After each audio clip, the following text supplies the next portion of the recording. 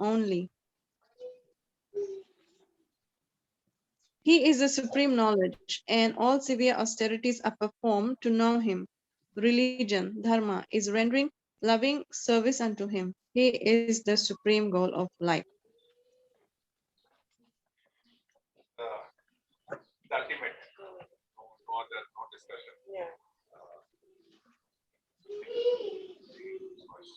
It's a nice long purport as well. Anybody would like to share points that touched you?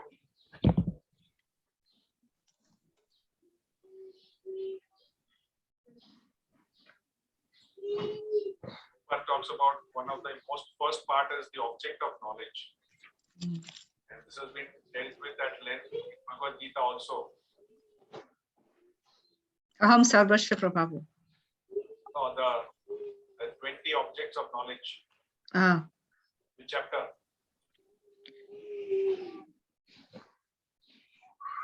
Chapter 18? Chapter 18. 3? 16. Chapter 3. Chapter 18. Okay, which other chapter? Chapter. Sorry, what is your question, Prabhu? Question is, in Bhagavad Gita, Krishna talks about 20 points of knowledge. Knowledge, yeah. Which chapter does he talk about? Humble. Yes. Weakness, yeah. Yes. Chapter 16, 13, verse number 13 or 14. 13 or 14. So we've got 8, 18, we've got 13. Which verse, which chapter is it? I've got 3 options. Chapter 16. 8 to Divine 12. and demonic. It also requires of Ah, divine. chapter 16. Chapter 16, we've got 4th one. Chapter 13. Because the verse number 8 to 12. That at first it comes on 8 to 12, the. that part is right. 8 to 12 is right. All Bhakti Shastris. Chapter 8 to 12. 13. Then. Chapter 13. 13. 2 people say 13. Venkateshwar Prabhu says 13 means it should be 13. 13, 14. What? You should know these. So it's chapter 13. Text 8 to 12. Next 8 to 12. So 13 says. We should know these. See, that's why we need to karcha regularly, otherwise we'll forget. 20 elements of knowledge Knowledge, yeah. should memorize. Now it's flying away.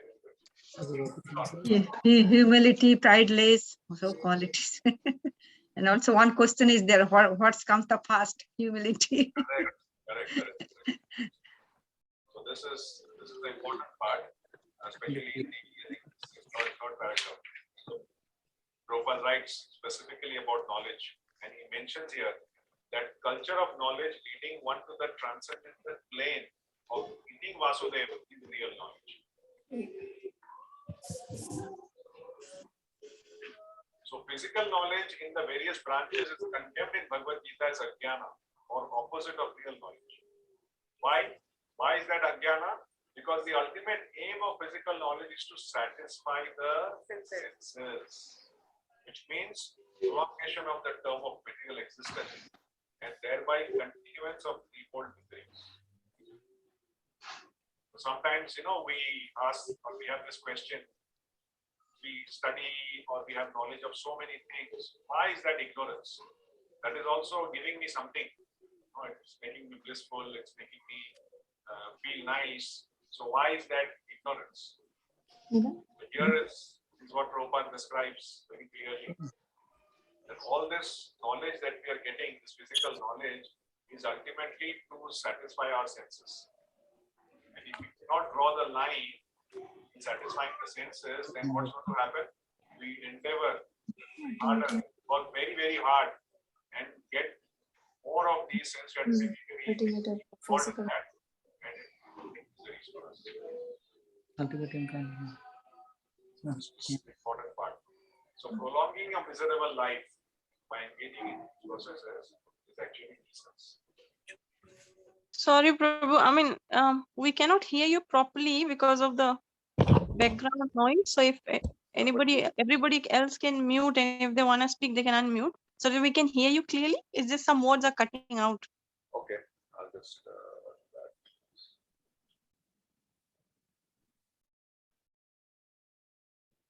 Okay.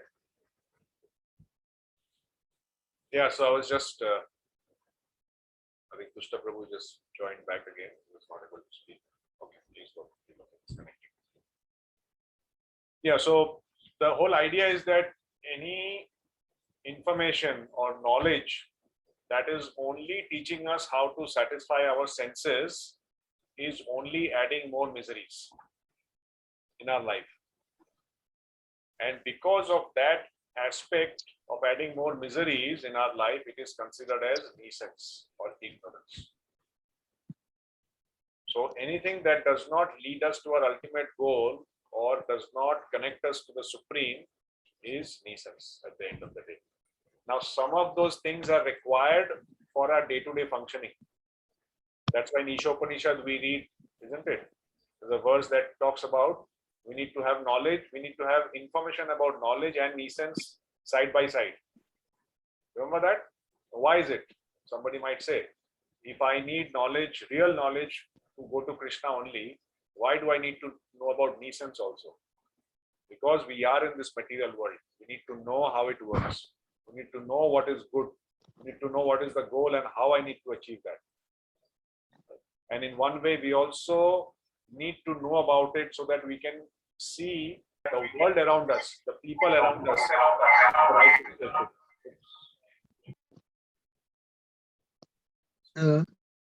Yeah, Prabhu, now you're okay. I'll just put you on mute, but you're okay now.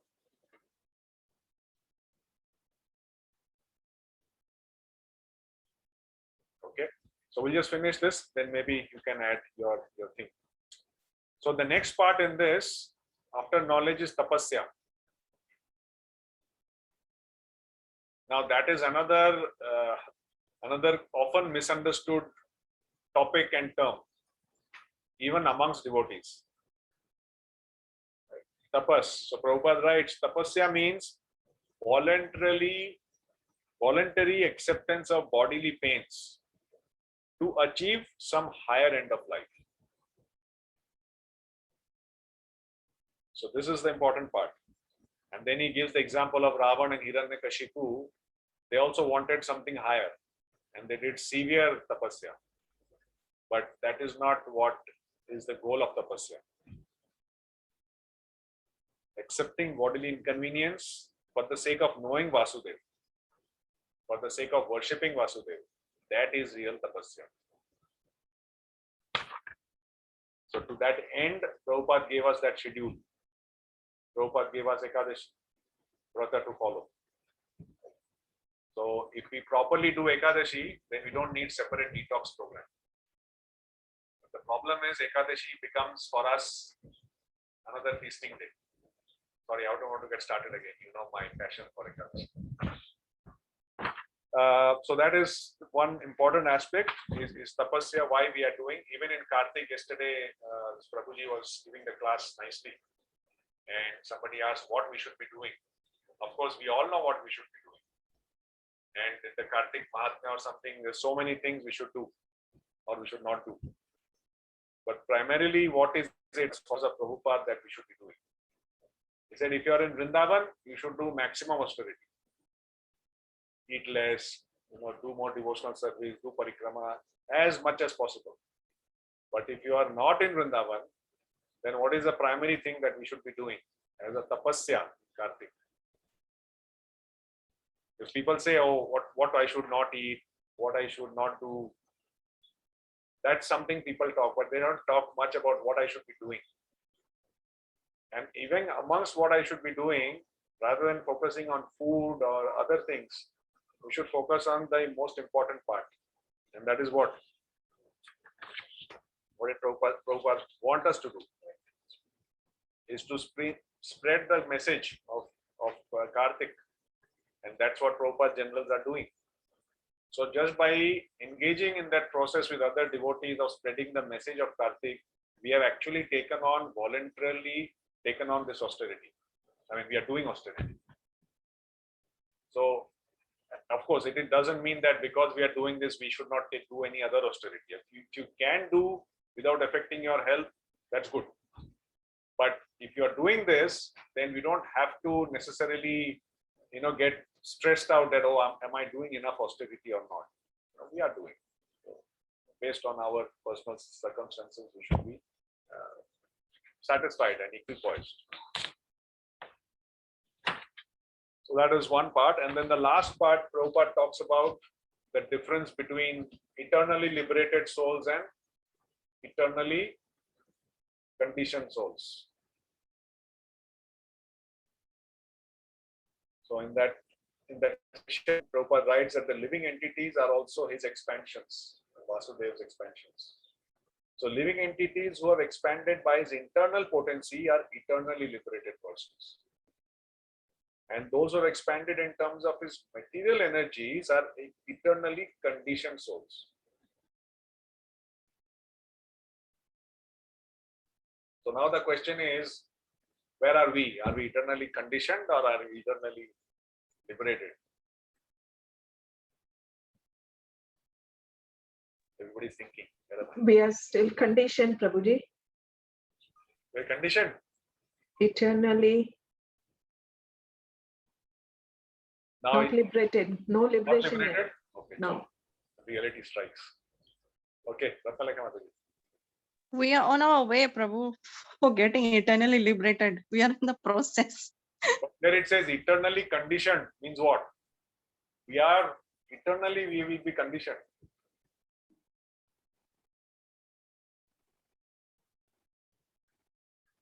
What?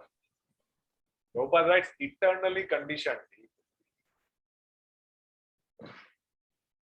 So what does that mean? Yes, Siddhanand. You're on mute.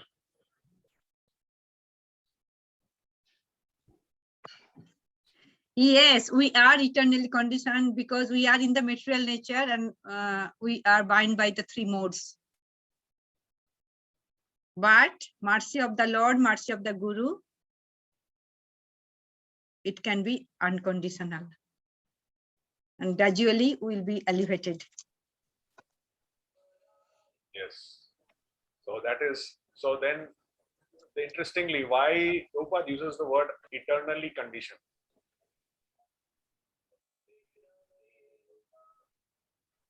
You're right, what you said is right. But why is, you have to understand why is the word eternally conditioned? What does that mean? Otherwise, we'll get confused. I've heard some devotees getting quite upset about that word, that, oh, how come I'm eternally? Because we are in the material world.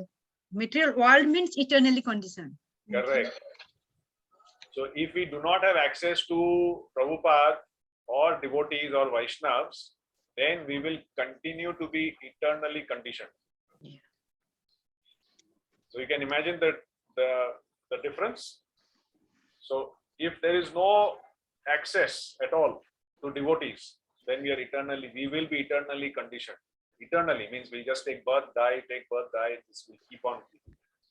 But only the mercy of a devotee can break that cycle. Only. You're showing something, Mr. Prabhu. Yeah, you can unmute and say. Can't read it.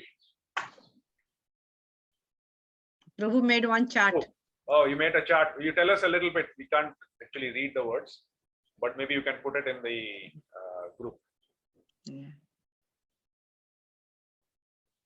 Yeah, Yes, yeah. This chart will tell you, will answer your question. okay. Because when we take birth, we are conditioned by the modes of the material, and this cycle can be broken only by the mercy of Srila Prabhupada. That will tell us. Okay, good. Prabhu's already done that chart. So, just in the next line, Prabhupada actually gives the answer to that question. If you have not asked. So, why are we conditioned? Because of our desire. Because of our desire, our mind and senses are telling us to engage in activities based on our desire. And our desire is what? To lord over material nature. So what are the activities we'll be doing? To lord over material nature. What is the result of that? We will be in material nature. Simple. So the point is we have to break that chain by changing our desire. That's all. So Prabhupada writes that therefore all culture of knowledge, austerity, sacrifice and activity should be aimed at changing the quality of the influence that is acting upon us. We are all influenced, right, based on our desires.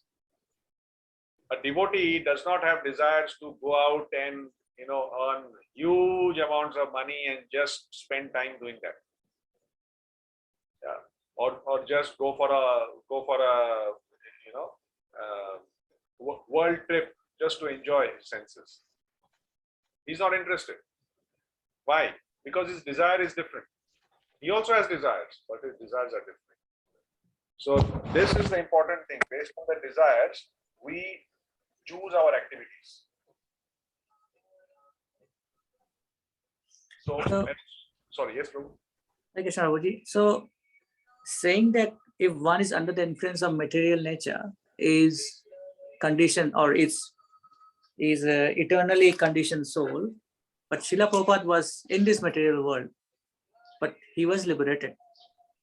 Correct. So is saying that if one is in this is under the modes of material, because he was still in this world, so he was still in the modes, right? Inside the mode, you see. Then is it right to say that if one is inside the mode of material nature, he is eternally conditioned soul? Because Prabhupada was liberated. Correct. Correct. And that's why the last verse actually talks about that. Okay. In fact, maybe we can recite that now and then we'll do the middle ones in between. Bhavayat yesha satvena lokan vailoka bhavanaha leelavataranuratho devatiryan naradishu. Can you read the translation? Thus the Lord of the universes maintains all planets inhabited by demigods, man and lower animals, assuming the roles of incarnation. Has come to reclaim those in the mode of pure goodness. Okay. Yes. But Prabhu's mic is still playing up. Okay, that's all good. So in this verse, the concluding verse, it is said that the Lord of universes maintains everything, right? And assuming the roles of incarnations, he performs pastimes to reclaim those in the mode of pure goodness. So he that means not only means he, it means he, his incarnations, and his empowered living entities, who are all part of his superior energy.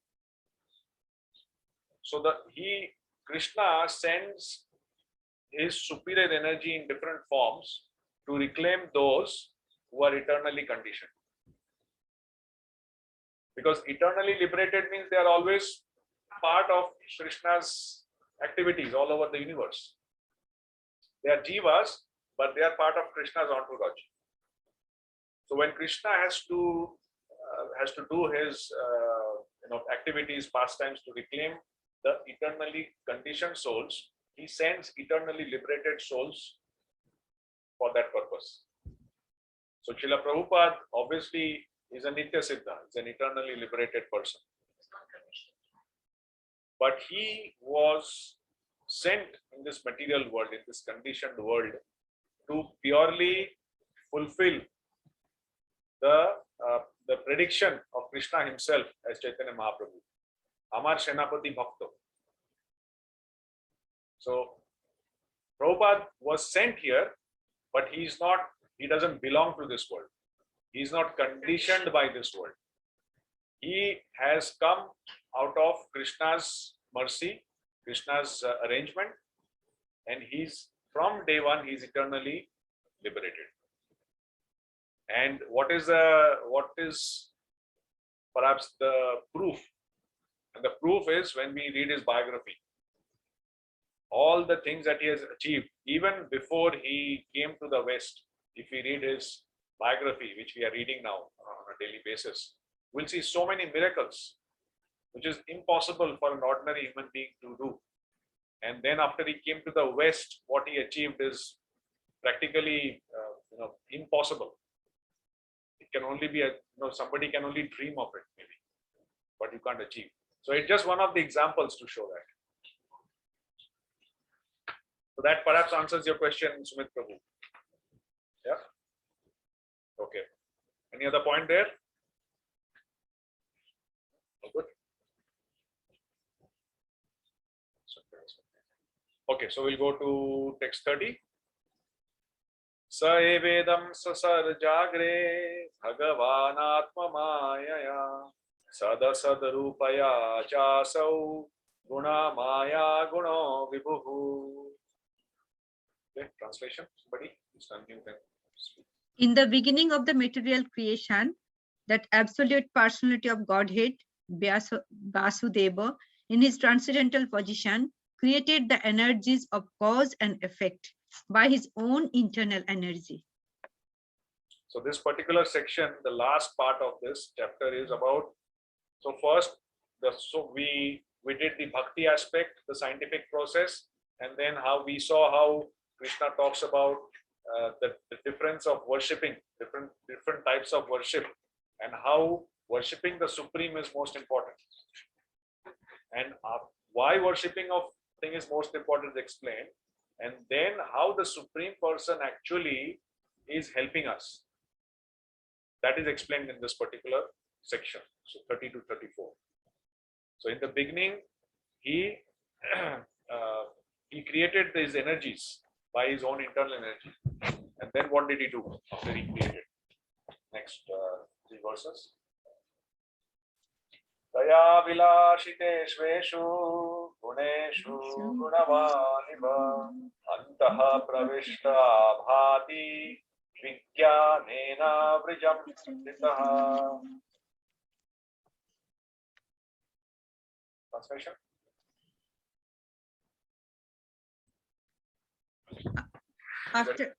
After creating the material substance, the Lord Vasudeva expands himself and enters into it. And although he is within the material modes of nature and appears to be one of the created beings, he is always fully enlightened in his transcendental position. So there's an example Prabhupada, I think, writes the previous one. That Vasudeva Paraveda, that verse, the last part. So he gives the example of the king and the prisoners. So the prisoners are in the prison, and they're bound by the laws of the prison cell. They don't have any independent existence. But sometimes the king can come for a visit in the prison house. And in the prison house, the prisoner and the king, they are within the prison. But there's a big difference. The prisoners are bound by the rules of the prison, but the king is actually the rule maker. He is the one who makes the rules for the prison. Similarly, in this material world, Krishna, he comes or he sends his empowered representatives, but they are not bound by the laws of material nature. That's something to be understood. And another aspect is Krishna just doesn't create and just leaves as it is, just leaves us. Okay, he creates something and he leaves it. No. He creates and he takes full responsibility. Why? By being personally involved in it. See?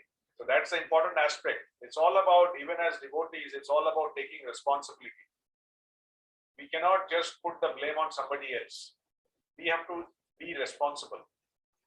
As followers of Prabhupada, we have to be responsible. As representatives of the local ISKCON temple, we have to be responsible. We cannot say, oh, they are doing like this. No, no. There is nothing like they. It is we. We are all part of the whole thing. So that is something very important. And that comes from Krishna. He creates something and he enters it. So nothing is without Krishna. That's why it is said he is the source. Krishna, for material creation, he makes all these, he expands all the Vishnus, creates a material world, enters. Creates the universes, enters. Creates the living entities, enters. Yeah. So what is something that Krishna has not entered? Can you imagine? Nothing left. Nothing remaining. Krishna is all pervasive. And this is another verse that explains that so nicely. And then the next verse, next two verses kind of sum it up. Yatha hyavahito vahani darushveka svayonishu aneva bhati vishvatma bhuteshu cha tatha puma. Translation. The Lord as super soul pervades all things, just as the fire permeates wood. So he appears to be many varieties, though he is the absolute one without a second. So again, that example given that fire is present in the wood and the butter is also present in the milk, Yes. provided it is not fatless butter and added protein, added calcium. So nowadays, when people talk about milk, I said nowadays I don't know if they are selling milk. They are only selling some white powder mixed with water. Trim milk. Yeah, so skim milk. No, I don't. I want fat-free milk. I said, Prabhu, either you have milk or you don't have milk. Milk means it has to be fat. You can't say I'll have fatless milk. It doesn't happen. So all these things are going on. So butter is always there in milk. So similarly, in anything, there is Paramatma. In any living entity, there is Paramatma. And we cannot see it, just like we cannot see the butter in the milk. So sometimes, it's another argument for us that sometimes people say, I want to see God. Are Baba, you can't even see the fire in the wood. Can you? But it is there. Can you see the butter in the milk? No, there is a process. You can see it, but there is a process. Without following the process, you cannot expect to see it. Similarly, the Lord can also be seen, but there is a process. And before he can be seen face to face, he can actually be experienced. And pretty sure all of us, all of you all have experienced. That is what has made our bhakti or our movement towards bhakti a bit stronger. Because if we don't have that faith, if we don't have the realization, we will not have a strong faith. And if we don't have strong faith, we will not engage in these processes of bhakti. So Prabhupada writes, so the presence of the Lord as Paramatma can be felt by the process of legitimate hearing and chanting of the transcendental subjects, which are specially treated in the Vedic literatures like Upanishad and Vedanta. Srimad Bhagavatam is the bona fide explanation of these Vedic literatures. This is the important line. The Lord can be realized through the oral reception of the transcendental message, and that is the only way to experience the transcendental subject. So hearing is the key, and reading, not for the sake of reading, but the reading has to be done with the intent of relishing. Just like we have all got our favorite food stuff, right? Somebody likes sweet, somebody likes savory, somebody likes pani puri, somebody likes this, that. We all have that. So as soon as we think about that food that we love, what happens? Do we think, okay, I will eat? No. What do we think? We think, if I get it in front of me, I'll relish. I'll be in ecstasy. It is not in front of us. We are only thinking. But by thinking about it, what is happening? We have already started relishing, even before we start to eat. So similarly, these transcendental subject matters, Prabhupada's books, these are items that has to only be relished. And Yes, sir. Read and relish. read and relish. That's why we want people to read and relish. Till we come to the point where I was sharing last time, where when devotees meet and they say, okay, are you reading? He said, Prabhu, I don't read. I don't read any books. Oh, you don't read books? How come? I don't read books. I've stopped reading books. I only relish books. I don't read. I only relish. So, एक है पढ़ना और एक है आस्वादन करना. Like just take each word. Like how we, if it's a favorite food, we don't just quickly do it and finish off and wash hands, right? We will sit properly. We will take each and every morsel. Maybe we can say the prayers fast, but after that nothing will be fast. It will be slow. We take time. We will relish. We'll take one, put it in the mouth nicely, and relish it. That is called relishing. That's why when it's favorite, we relish. Our digestion also is better. So we feel more hungry. We eat more. So that same thing is, as an example, we have to bring to Bhagavatam, to the study of Prabhupada's books. And that is what all the acharyas have emphasized. Our Guru Maharaj also mentions that we must be, in fact, Maharaj goes one step further. He says we should not only relish, we should be drunkards. Maharaj said we should all start going to the pub.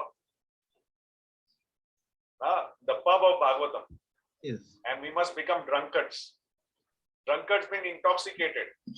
Somehow or the other, we are helplessly pulled towards Bhagavatam. Wherever Bhagavatam is going on, we just want to hear. Wherever Bhagavatam study is going on, somehow we want to connect. So that is the ultimate. So this whole aspect can be realized by hearing. And hearing not only with us, amongst devotees. Specifically devotees who have got better relish. Like if you want to enjoy Pani Puri, you have to have Pani Puri with somebody who just loves it to bits.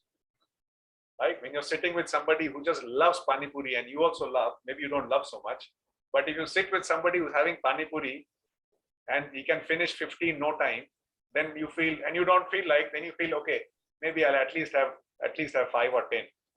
And that person will say, hey, what is 10? Nothing, I have 10 more. Just eat, man. We don't want to. But, and then you feel nice.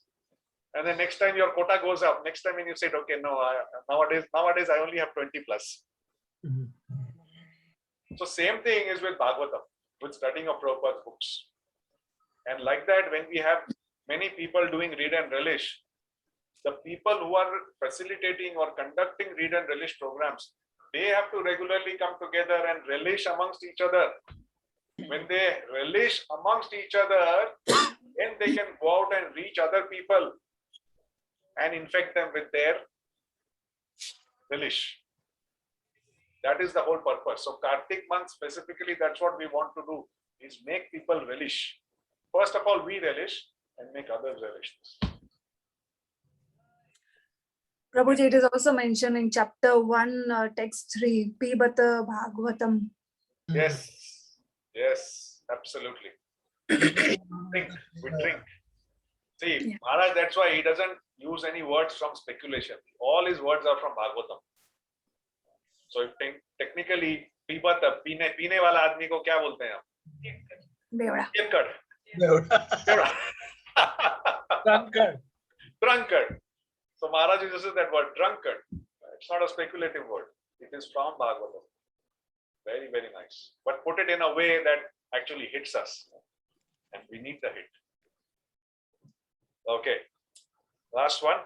Asau gunamair bhavai bhuta sukshmendriyatmavihi swanirmiteshu nirvishto bhumte bhuteshu tadguna. Right? Somebody else who's not read? The super soul enters into the bodies of the created beings who are influenced by the modes of material nature and causes them to enjoy the effects of these modes by the subtle mind. Correct. This is also a very nice verse, especially in the purport Prabhupada writes. So the super soul enters into the bodies of all living entities who are influenced by the material modes of nature, and it is he who causes them to enjoy the effects of these modes by the subtle mind. So the fact that we want to enjoy or we are able to enjoy something, even material, is possible because of the super soul. Paramatma. Yeah. If the super soul is not there, we cannot even enjoy material things. What to talk about spiritual pursuits? And how that is happening, it is mentioned in the purport. Prabhupada writes, the third or fourth line, the third line. The gross material body is based on conditions of the subtle mind. And we know it's the mind that creates the body. Chapter 15 also Bhagavad Gita is mentioned. And the senses are created according to the desire of the living being. And again, Prabhupada gives the example of like the tiger or the lion. The desire to eat meat, you will get a lion or tiger's body. Desire to sleep more than normal, you get a polar bear's body. The bodies are ready. The desire will only attract it. So we don't have to put on dress separately. You want to become one, just desire, and it will become. So you see, desire, we don't really give it that importance, or we don't think that is important so much. But everything is ultimately based on desire. And the process of bhakti that we are following is only and only and only to purify our desires, to redirect our desires in a way that takes us to our ultimate destination. That's all. As soon as we understand the importance of desires, automatically everything will fall in place. So this one is giving that explanation of how our mind, our desires, and our senses, they are actually controlling not only all of us now, but they're also controlling what will happen after death. That's why I say he proposes. Yes, Prabhu? That's why it is said he proposes and the Lord disposes. Correct. So living entity just propose and Paramatma everything provides. Provides. So he sanctions. So there is a difference between, sometimes people say, oh, how come if I'm wanting to do something bad, how come he is allowing me to do it? You know, there is a question that comes up. Quite common. So the explanation that is given is, we have the desire to be in this material world. Now Krishna knows it is not good for us, but we have the desire, no? So what does he do? He actually works hard for us to create this material world, knowing fully well that we will not be happy. Right? And he gives it to us. Okay, fine, you want to be there. Not only there, he gives it to us, he also comes along with us. And he waits. When will this person get fed up with all these things? But when there is a desire, it is only fulfilled by the Supreme Person. So the human being or the living entity desires, Krishna sanctions. It is not that he agrees even for our wrong desires, but he sanctions it because we are desiring that. So if he can sanction even material desires, what will happen if we have spiritual desires? Who will be more happy?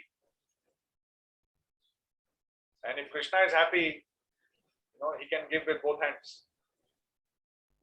That is the most important. And in the last part, it is said, the example of the father and son. The suffering and enjoyment of the sons are indirectly the suffering and enjoyment of the father. Still, the father is not in any way affected directly by the suffering and enjoyment of the sons. He is so kind that he constantly remains with the living entities as Paramatma and always tries to convert the living being towards real. Happiness. That is Krishna's business. To somehow or the other direct us or redirect us to the real purpose of our existence. And what is our business?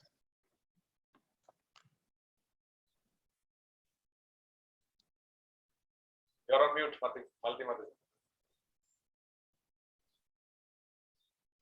Our business is read and relish and make other relish. Yeah, before that, what desire we had?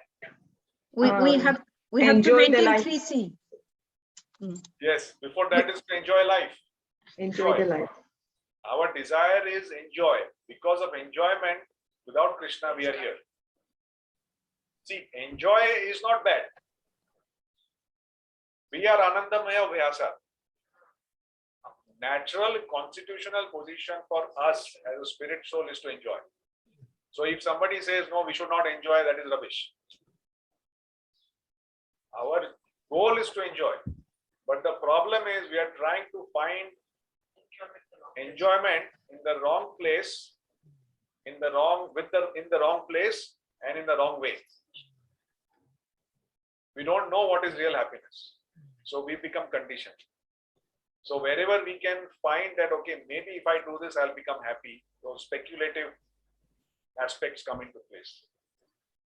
So enjoyment is not bad, but enjoyment only in this material world for myself is just a drop. We read in Nectar of Devotion, right? The happiness in this material world is small, chapal sukh. Is a drop compared to the happiness you derive from liberation, which is merging with Brahma Jyoti. And the happiness you get by merging into Brahma Jyoti is a small drop as compared to the happiness one derives by engaging in the process of bhakti. So as compared to bhakti and our material desires, how much gap there is? It's nothing. But until we experience it, it's only bookish knowledge. We have to experience it. We have to actually feel I'm blissful. And that is what keeps us together. That is what keeps us close to Srila Prabhupada. So this aspect is very, very important, that Krishna is actually facilitating. He's the one who has sent Prabhupada. He's the one who has sent so many of Prabhupada's disciples, well-wishers, senior devotees, senior Vaishnavas, and flooding us. Even in these uncertain times, Krishna is flooding us with senior devotees every evening. Can you ever imagine? Every day, a senior devotee is entering into our house and he's giving us Krishna Katha, and we still don't have faith in Krishna. Can you imagine? What more Krishna can do? He's entering our heart. He's already entered our heart. He's entering our house physically by sending his representatives every evening. Right. So this is again an extension of this particular verse of how he is pushing us towards real happiness. So why does Krishna do all that? To reclaim. Yes. To reclaim us. Why does Krishna do so many pastimes? Somebody asks, why so many pastimes? So much. If he had done less pastimes, Bhagavatam would have been a small book. Right? Sometimes people say, oh, why so many verses, so many pastimes? Little, you just do little bit, you just know that's it, sufficient. Why? Why had to do so many pastimes? Okay, why? Answer. Question. Why so many pastimes? To reclaim us. How? Every leela that is for us. I mean, we pass through those leelas and we try to go back to him. So he reminds us how different leelas. Okay.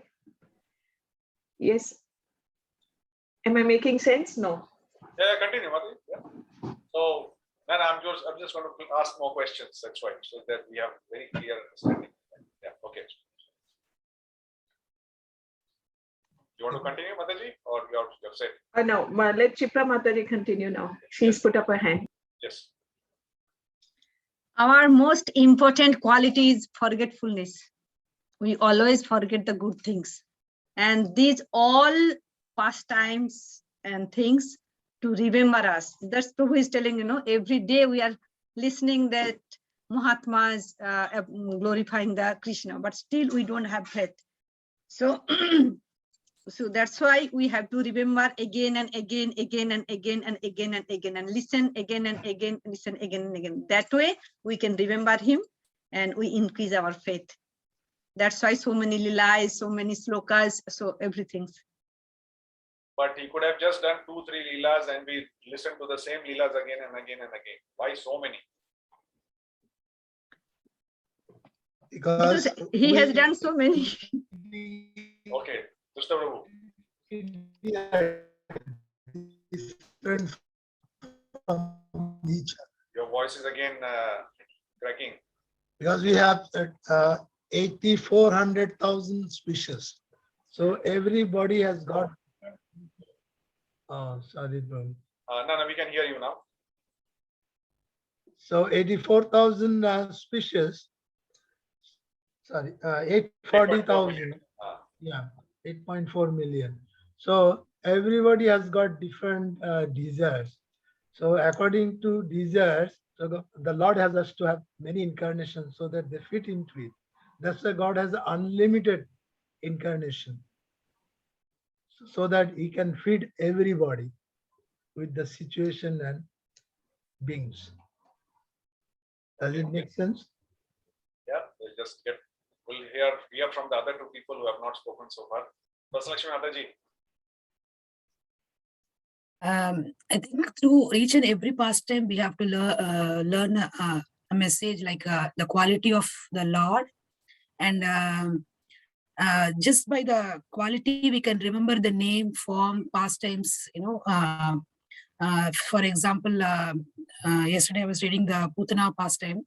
So in spite of being Putana, being so devious in killing Krishna, Krishna in the end gave her the position of a mother, So Bhagavatam says that Krishna is so merciful that, even out of poison, he can take a, nectar and, make the person magnify, So that is how great he is. So each and every pastime is so relishable that we can relish the quality of different qualities of Krishna, and increase our faith in that way and realize that we belong to Krishna, Yes, okay. And Venkateshwar Prabhu, would I add something? Shri Mataji. Sorry, each person has a different taste. Some person like this one, some person like this one. So to satisfy everyone. different rasas also. Different rasas. Yes, absolutely. So each, like as Prasad Lakshmi Mataji said, every pastime has a different flavor. So just like, we've got dal. Now the same dal can be cooked in different ways. Now imagine same dal, same preparation, every day you have, and you love dal. But what is going to happen after 1 month? If somebody even talks about dal, you'll throttle that person, you'll kill that person. Why? Because we need variegatedness. We are always looking for something exciting, right? We're always looking. That's why the news. Why is the media such a big thing, big industry now? Because it is fulfilling our need for something that is exciting. Right now, that excitement is being fulfilled, or because Krishna wants to fulfill that excitement and give us much more than that, he is doing various pastimes in different yugas. Because we might say, if he had done all pastimes in Satyuga only, in Treta, Dwapar, nothing, and Kali Yuga we are sitting reading and we think, oh, Krishna did that in Satyuga, this is irrelevant. Like people, they say, even Chaitanya Mahaprabhu's Leela, people now they say it's irrelevant. Why? Because they can't see the relevance. But Krishna did pastimes in every species, in every millennium, and highlighted the same aspects of bhakti in different ways. Just like every Leela has got a central theme. Right? Like Mataji mentioned, Putana's Leela has got a theme. Each killing of demon has a theme. Each of Krishna's pastimes or Krishna's devotees' pastimes has got a theme. So when we understand, when we read the Leela, when we relish the Leela, we immerse ourselves in that theme. But ultimately the theme takes us to the same goal of developing a strong connection, not just a connection, a strong connection to Krishna by knowing more about his pastimes, his name, his form, his quality. That is the commonality of all Leelas. But all Leelas have their own flavor. So that's why we all have a different, like in Bhagavatam, we might have a different pastime that we love. We like a different pastime. That doesn't mean we don't like other pastimes. But this pastime is very close to our heart. Is it not? Yes. Why? Why is like that? Because that appeals to us. So but Krishna, by doing that pastime, is actually appealing to us. He's doing that pastime specifically tailor-making for us. Can you imagine? Because of our variegated desires, we are forcing Krishna by our desires to do so many pastimes, so that he can cover all desires, all species, all circumstances, and eventually attract our attention so that we develop the desire to go back to it. So who's working hard? We are Krishna. Krishna. And we think we are working hard. Mhm. We're doing so much japa, so much austerity, so much thing, and we think we are working hard for Krishna. But actually, who's working hard? And that is the end of this chapter. That actually it's Krishna who's working hard for us, and through his different incarnations, he's fulfilling that purpose, which takes us to the next chapter. That is the answers the question, third question from the. That's right. Yes. Yes. So why Question 3. Krishna takes incarnations? Mm. Yeah, correct, absolutely. So you see the link. As you go ahead, we should establish those things. Okay, I think we just have 5 minutes. We'll maybe finish here. Now start. Next time we'll start chapter 3 and do the homework then. Now I know you'll have all done the homework. Yes. How many incarnations? That was very simple. But I want to add something to the homework. So if somebody might be thinking, oh my God, now next thing, no homework. What do we do? So there is a verse in this chapter 3. There is a verse in this chapter which talks about the glorification of Srimad Bhagavatam. We need to find out that verse and how it glorifies Bhagavatam. So what is the verse and how it is glorifying Bhagavatam? 2 things. 28. Sorry? Text 28. No, don't tell now. Next time. Oh, sorry. Homework. Homework. Right? There could be more than one verse, but Yeah. we need one verse. But this is the prominent one. Okay, so we'll conclude here today. Yeah. Srimad Bhagavatam ki jai. Jai. Prabhupada ki jai. Jai. Om Premanande. Hari Hari Bol. Hare Krishna. Hare Krishna. Vancha kalpatarubhasya kripa sindhu bhaya patitanam pavanam. Vaishnavebhyo namo namah. Hare Krishna. Namaste Vaishnavendra ki jai. Jai. Yes, Prabhu. Hare Krishna. Shri Krishna Prabhu ki jai. I was trying to find out the incarnation and going through Chaitanya Charitamrita, Madhya Leela. This is chapter 20. Oh, I got mad. I was pulling my hair. What is this? It's too much. That means you've still got some. Yeah, the answer is God, but I couldn't understand anything. I was trying to go through, and I was just referring this Golok chart. I think Golok chart is the right, right guide. Correct. Otherwise, you'll be lost. Correct. Beautiful. So next time, Prabhu, when we do the incarnation thing, you please mark in that Chaitanya Charitamrita, and you can maybe add to it. Yeah, It's yeah. very nice. We want to spend some time and relish this section.